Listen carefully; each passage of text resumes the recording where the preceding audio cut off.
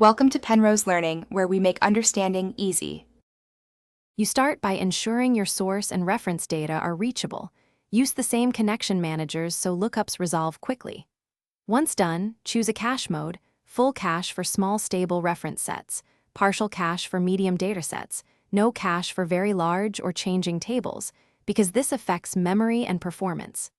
Next, open the lookup transformation, select the reference connection, and add the key column mapping. This first actionable step links incoming rows to lookup keys, so matches can be. Now configure how matched data comes back and how misses are handled.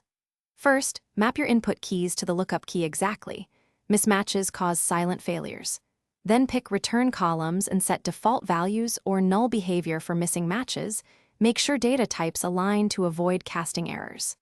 Finally, set the no match behavior. Redirect rows to an error output if you need auditing, set values to null for downstream handling, or fail the component when strict matching is required. Finish by optimizing and validating the lookup.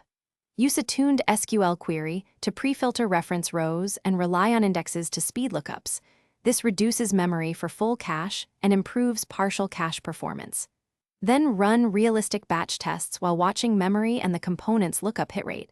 Adjust cache mode if you see thrashing. If something goes wrong, first recheck column mappings, data types, and the lookup SQL. Mismatched types or incorrect keys are the most common causes of failed matches. Thanks for watching. If this was helpful, leave a like and consider subscribing. See you next time.